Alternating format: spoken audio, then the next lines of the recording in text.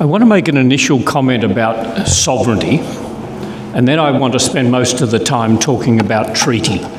And in particular, what I want to do is to draw some theological comments about the nature of covenant and the nature of covenant's relationship to treaty making. And I think out of that we might, as a church, begin to get some sense of where we might sort of negotiate in the conversation. The modern understanding of sovereignty really grew, as I hinted at last night, as a narrative to support the arising nation-state. So the nation-state arose, after the Reformation, with the arising of possessive individualism, people's sense of ownership of themselves, and the negotiation of the state as a kind of implicit contract. But there were multiple kind of sites of power as the nation-state arose, and what they needed was a narrative that would tell them why the nation-state was the only sole source of power and that others couldn't interfere with that. So you have this strong sense of an undivided and absolute power of the nature of sovereignty. But to get to that nature of sovereignty, you've actually got to make a couple of significant changes in the narrative. That it's helpful for us to understand, so that we can say, well, no, it always wasn't always like that. The original sense of sovereignty, if we talk about God's sovereignty, and we assume that in some ways nations were meant to reflect God's sovereignty because they were acting in God's world, the original sense of sovereignty was that sovereignty is exercised inside a well-ordered universe. Or to put it another way, God does what is right. God has set up a world, God has ordered the world, and God's sovereignty is exercised within the limits of the order that God has planned. So it's not simply absolute in the sense that God can do anything and can do it arbitrarily. The change that came with philosophy and theology was a shift in about the 15th and 16th centuries to say, no, it's not so that God does what God does is right. God does what is right. It shifted to saying what God does is right. So whatever God did, that becomes right. So there's no order that binds God. God can do arbitrarily what God desires because that's the nature of the sovereignty of God. And you can see how handy that is for people seeking political sovereignty. If God exercises that kind of arbitrary and complete control, then we model our life on God. So you have a major shift in thinking and narrative leading into the production of the nation-state. The second thing to remind ourselves of, when we're talking about the sovereignty of God, we're actually talking about providence. We're talking about the power of God to meet the needs that God says God can meet. So it's only that sovereignty matters about, the capacity of God to be providential. And the third thing to remember is that in the New Testament and in the early church, the providence of God and the sovereignty of God are cruciform in shape. That is, they're modelled on the life of Christ crucified. They are communal and they're relational and they sustain human freedom. So the shift from that kind of biblical understanding happens on the edge of the church's relationship with empire. Because as I said this morning, nations need powerful gods. And so the understanding of God, of Jesus, as a suffering one, is very difficult to deal with. George Reiger, in fact, suggests that Anselm, who has an amazing impact on how you and I think about the life of Jesus, that tradition has flowed through quite solidly into the Reformed tradition. He argues that Anselm, who was a bishop in England in the 1090s, so after the invasion of England in 1066, you have a king and a series of kings trying to establish their sovereignty over all of England. A god of that kind isn't of much use, a god who suffers. You have to have a powerful god to back up a powerful king. And Reiger argues that the whole of the theology of Anselm is actually an attempt to prove that the suffering God is also a powerful God, because that's what the empire needed. And that's a really good example of the way in which our attempt to serve others sometimes distorts the very centre of our theological life. But let me turn then to the question of treaty and covenant and offer you some biblical kind of comments. A treaty is a settlement arrived at by treating. Seems fairly obvious. Or negotiation between two parties who will seek to have their relationship formalised. It gives rise to binding obligations between parties. That much we know, that's the formal definition. The thing we may not understand is that the biblical word for treaty is exactly the same word as covenant. Not two different words, just the same word. In Australia, the decision was made as far back as the late 80s that the word treaty would be difficult to explain to the general population and would find it hard to get acceptance. And so the decision of the National Aboriginal Conference resolved to replace the word treaty with makarata, which of course is the word that's used in the Uluru Statement. But the important thing for us as church is that because we start to separate religion from politics, it was better for us to translate the word covenant as a religious word rather than stick to the word treaty, which seems to be a more overtly political word, and then we lose some of the connotations of the language. In my book, Following Jesus in Invaded Space, I make a comment about the theological foundations for covenant, and let me quote them. If reconciliation is at the heart of the gospel, it is because relationship sits at the heart of the Trinitarian God. The Trinitarian nature of God reveals to us that the heart of God is personal life in relationship, rather than solitary isolation or self-contained, unfeeling existence. The model for relationship in the church is the communal, relational, mutual, indwelling life of God, a relationship that finds expression in covenant. The theological foundation for covenanted life is the social nature of our being in God, in being in God's image, that allows for diversity and seeks joyful and open interaction. We do not begin in unity and then have to argue for difference, but we begin in our differences with the assurance that we are bound together through a shared relationship with God. I want to suggest that when we approach treaty conversations as Christians, we have something to learn from the Old Testament conversation about covenant/treaty. So let me offer you some comments that might shape the way we see the conversation.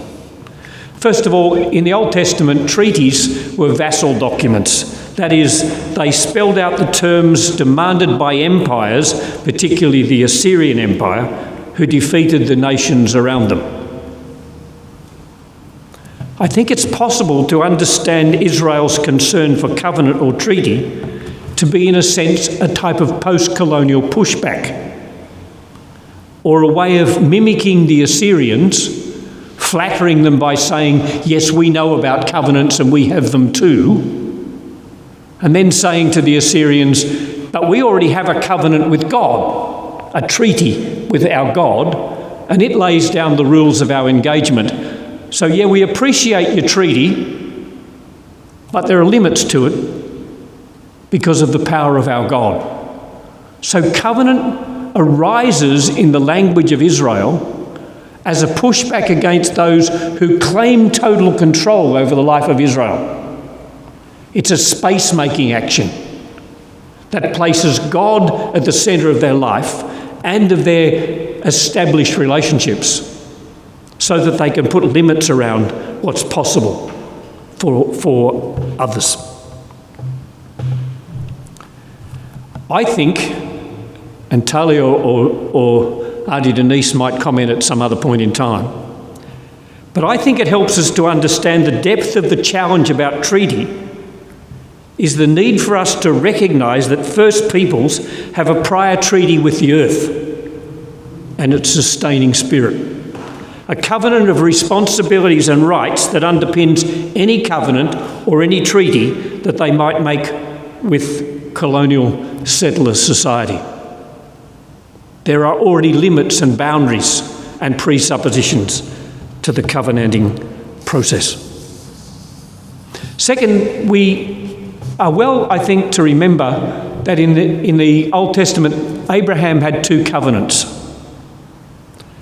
One was about Israel and their rights before God. It was God calling Abraham and said, I will make your people a people who will cover the whole world.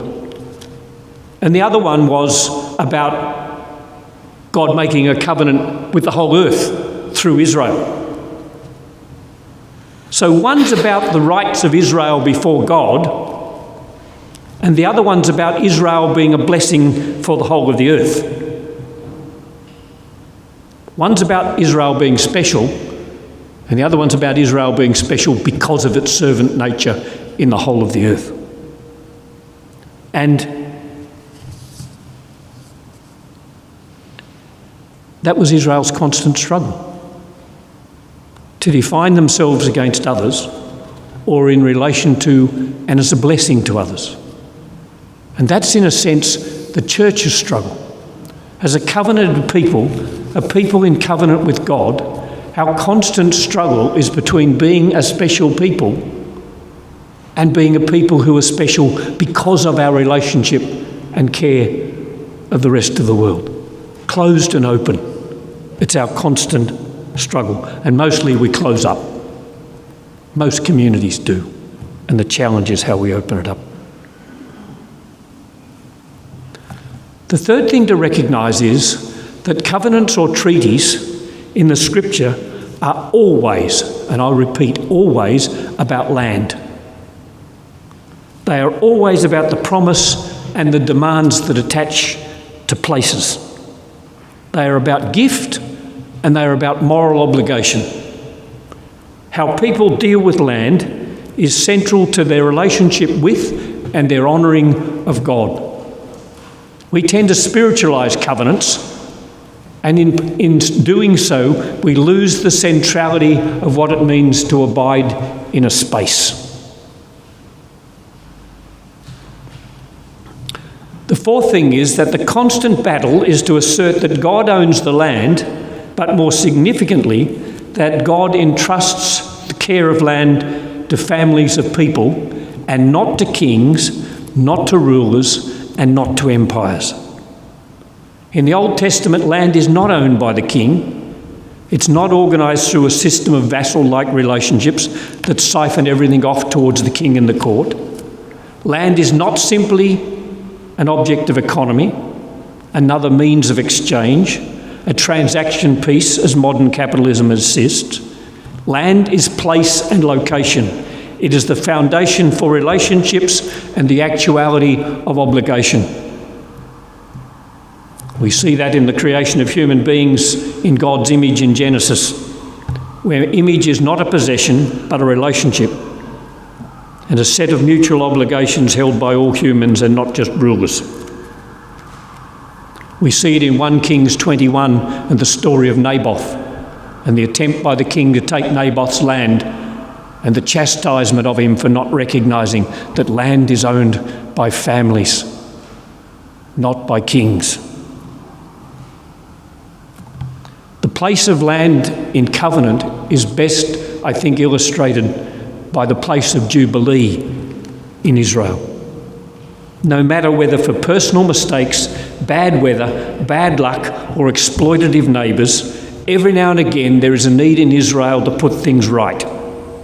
Land must be returned to the family and enslaved people must be set free. At some level, this is not strictly just, but the point is, it's not about individuals, but the welfare of communities. It's not about rights, but obligations. And the land is always a gift for the good of the community and not a possession of some. I would further suggest to you, just as an aside for you to worry about it another time, that this Jubilee is doubly disturbing to us because it challenges the idea that we live in a simple moral universe. where the good are rewarded and the bad are punished, or to use another metaphor, where those who have a go get a go and those who fail have themselves to blame. And if we understand that we don't live in a moral universe in simple terms, then how we explain the life of Jesus just got very complicated. Finally, we should note that when strangers enter the land, when people come who are homeless, they are to be cared for, and the produce of the land is to be shared with them. Because they have been strangers, Israel has been strangers, and land is always a gift. Thank you.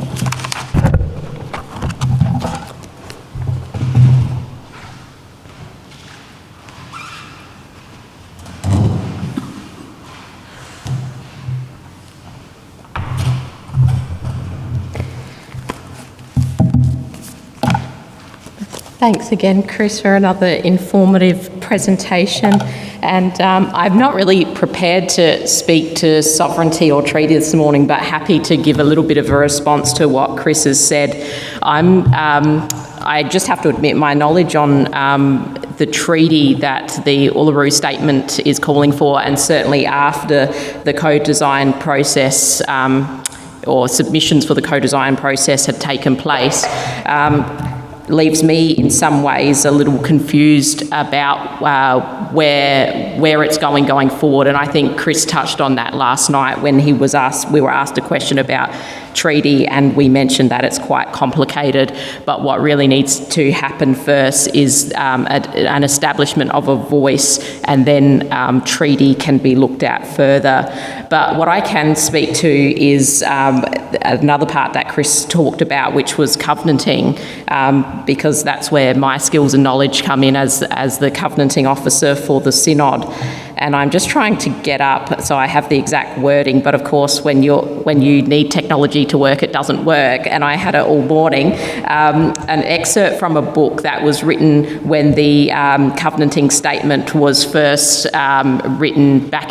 first sort of formalised back in 1994, and the book was called Committed to Change, and it was from Uniting Church folk who looked at this new thing that was the covenant and ways for churches to go forward within it. So I suppose in many ways, as Chris touched on, we as people of the Uniting Church look at the covenant as our sort of treaty together between First and Second Peoples. I just want to read an excerpt from what the authors said were their expected outcomes from covenantings, and they said, "It is my hope that out of the process of covenanting comes changes that will be in several areas. First, in education, a shift in attitude towards rewriting the true history of this country. Secondly, a positive understanding and appreciation of First Peoples culture throughout Australia and its impact on the rest of society. Thirdly, a willingness to incorporate First Nations values and ideas, even if it means stepping outside the current procedure model. And thirdly, an ongoing awareness programs within the Uniting Church and First Nations issues, and the continuation of study groups motivated towards the further growth in the future." And I wonder if covenanting is sort of our treaty within the Uniting Church, and this was written back in 1994 as a response to the covenanting statement, how many of those outcomes have been achieved? And I don't think it's ever too late to start working on them, and in many ways it's an acknowledgement to go back to these roots of covenanting and have a look as what we as people of Christ can do together in this space. I feel like the authors, and I know one was Jonathan Brown, who I think is, or John Brown, who's quite well known to a lot of people within the SA Synod, and was in many ways what you would call a missionary, I would say he was, and worked with many Aboriginal people. And I think he was almost fortuitous and in front of his time when he looked at these things, because it's not looking at the need, the covenant isn't looking at that need made to help Aboriginal people, but rather to partner with Aboriginal people. And it's also not expecting Aboriginal people to be the educators of knowledge. It's an expectation that uniting church members will be willing to use their initiative to enter that space. And in many ways that looks like our treaty going forward. So it's an encouraging in many ways, but it is sad that it's been well over 20 years since the covenanting statement came into place, and since we had really a roadmap as a church for going forward into a true partnership. But truly there has been many important changes within that time as well, and I know Chris has had a great part to play in the preamble in that sense. So through that there is a level of truth-telling, but I would encourage us to go back and look at some of these early documents within working groups and have a look at the treaty that we've had that constantly calls to us and ways we can go forward in a contemporary way, which is in true partnership and an equal partnership that becomes mutually beneficial. And I think that's important to do, looking within the church, within our covenanting statement, but certainly to look in secularly outside of that, and how we advocate for the Uluru statement as well. So, can I just back up one of Tarlee's comments about not making First Peoples always responsible for us and our learning? One of the things that the Maori people taught me early on was racism isn't their problem, it's mine. They're not responsible for spending their whole lives trying to tell me how not to be a racist. That's my problem. And we burn out a terrible lot of Indigenous people because we expect them to fight all the battles that we have to fight ourselves. So part of this conversation is about our responsibility to learn, as Tarlee said, and then making alliances and friendships, but not expecting other people to do our work. One of the issues for me that I think we need to be clear about in the Uniting Church is that covenanting is a much deeper thing than just reconciliation. So when we as a church, as a congregation, are asked to provide our reconciliation plan, I want to give them our covenanting plan, because for us that's what we're called to do as the Uniting Church. We have a covenant relationship with the Congress and with Aboriginal people, and it goes deeper than just reconciliation as it's understood in Reconciliation Australia, etc., etc. I wonder if Chris has got a comment on that.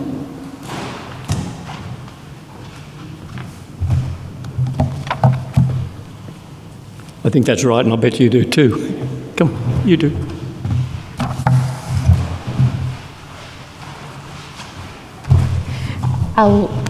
My comment is more so about what a reconciliation and a covenanting action plan is. So I've been through different phases of what I feel about them, and I know that's generally how a lot of people feel, because there's a key word within both reconciliation action plan and covenanting action plan that's vitally important. What do you reckon that key word is? Yeah, absolutely. Absolutely. And that's the thing, is that I often, when I meet with specifically some presbytery leaders and some other ministry leaders, the first thing they want to go to is instantly to this reconciliation action plan or a covenanting action plan, because it looks really great. It's a resource, and it's got normally like a pretty design on the front, and it's a good governance and all of that sort of thing. But the problem is that the importance comes within the action that's within it. And sometimes I feel like we need to go back back and take a step and work on what is our value of partnership, and can we see partnership from the other perspective before we worry about governance. Creating a reconciliation action plan, so one that's endorsed by Reconciliation Australia, is a really, really lengthy process, and it's can be a frustrating process because we can have discrepancies in what we believe compared to what Reconciliation Australia believes. But in saying that, I certainly encourage reconciliation action plans because they are a good governance model, and they can often be good in reaching the people that aren't here today. So where it almost sometimes feels like preaching to the converted, because everybody here is generally a supporter of covenanting or First Nations issues, or you want to learn more, which is important. But there is obviously some that may not have that value, and sometimes having some governance and a plan is a good way forward for that. So although I think they're really important, I think it's to understand partnership first and develop those authentic relationships first before we look at having to put them into a PDF document is often important. So, but I really do encourage them, but I think not to let go of that understanding of working with community first.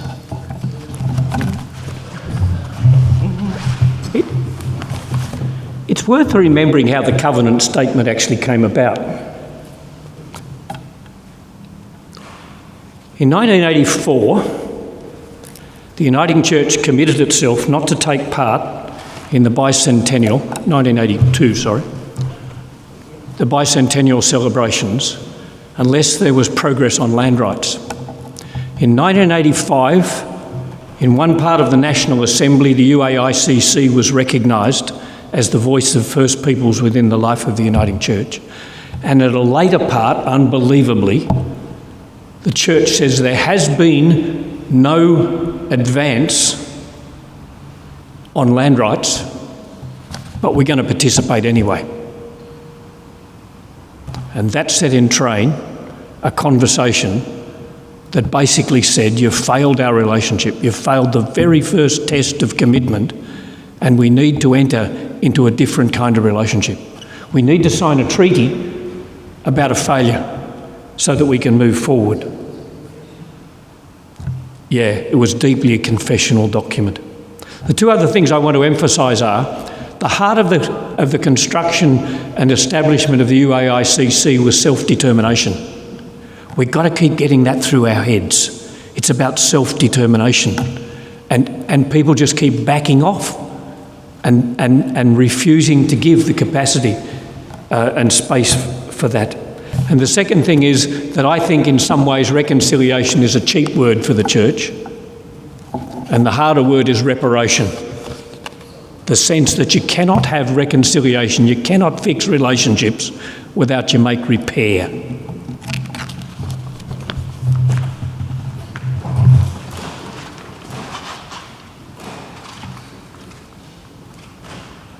Just to reinforce your comment, Chris, about the Maori person saying, it's not my problem, it's your problem.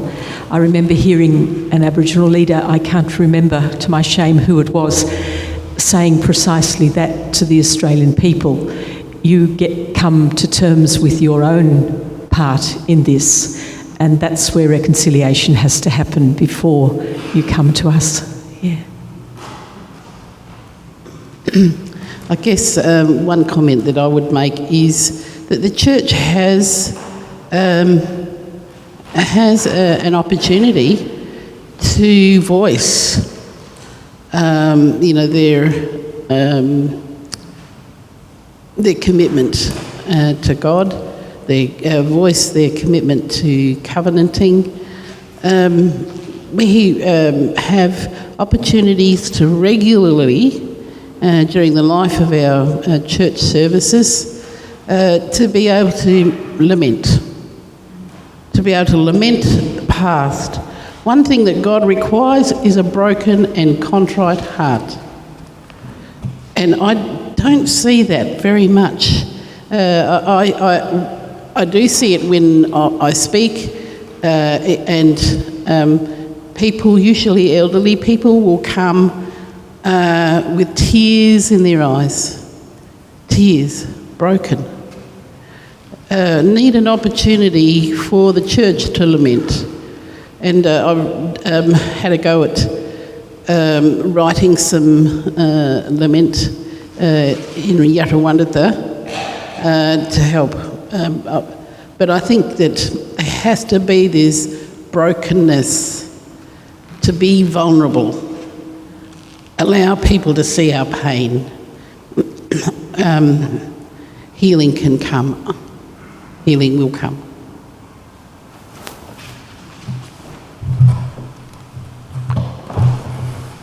I just wanted to say, these are really heavy days. And they're heavier for First People than us, but they're really heavy things because we critique our history, our relationships, our theology, and it's tough. And I want to remind you, at least for me, I survive these conversations because I live inside an enormous sense of the grace of God. That there is forgiveness and transformation and renewal that makes confession and change and living inside really difficult relationships possibility. So it's a tough conversation and it can be a really dark conversation, but please never forget that you and I live inside this deep promise that's embedded also in our preamble, that we live inside the grace and the love of God.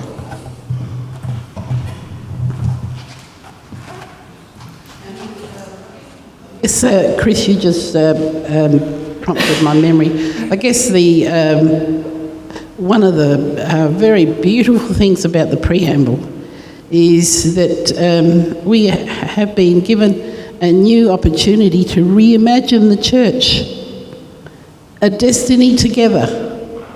Reimagine the church. You know, I think that that's really crucial when we're looking at things like sovereignty and treaty.